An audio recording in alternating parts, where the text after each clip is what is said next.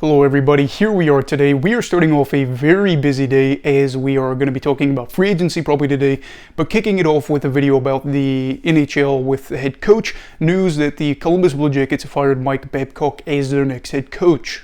So let's get into this one. And Mike Babcock is a coach that is currently 60 years old and has already got plenty of NHL experience. He has coached for 3 teams, those being the Anaheim Ducks. I believe they were called the Mighty Anaheim Ducks or the Mighty Ducks of Anaheim at the time for 2 years.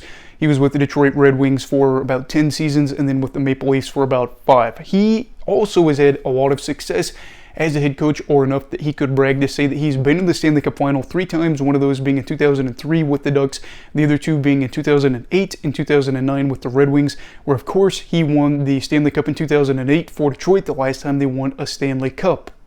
And of course, with all those trips to the Stanley Cup final and just being a guy that has coached for a long time, we know that he's been in the NHL for a minute. In his 12th all-time currently, 4 wins with 700. He was with the Leafs for a good while before he was fired for, just kind of, I guess, well, the team wasn't that great that year, I remember that, but there's some other stuff too we'll talk about maybe towards the end of the video.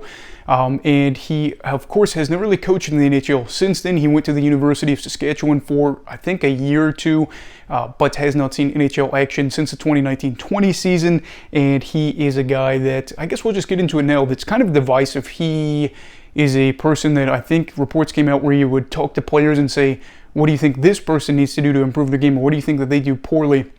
And then would basically tell that person and say, hey, Mike said this about you, what about that? And is just really one of those guys that kind of has a personality that doesn't necessarily mix with everybody, which remains to be seen on how well he'll do, considering there's some other coaches that are pretty divisive and are a little bit, more on the rough side, that aren't having a whole lot of success in staying in one place in the NHL as of late. He will replace Brad Larson as a head coach for the Jackets, who was obviously not the guy that they were hoping after Tortorella was, of course, let go, as Larson went 62, 85, and 16 in his 2 seasons with the Blue Jackets.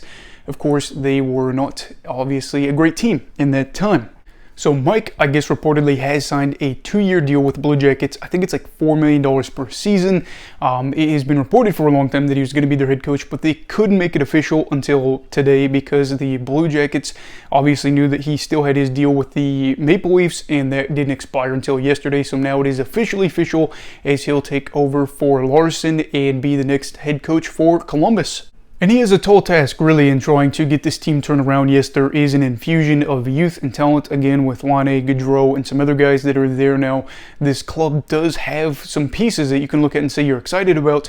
But, of course, this is also a team that is not the same team that we saw in the mid to late 2010s, where they were able to go on to the playoffs regularly. They were able to win a series. Some of those guys are gone. But, of course, at the same time, this was a team that dealt with some injuries. Werenski was out from the early get-go of the season. They've had a lot of issues in net recently, in recent years.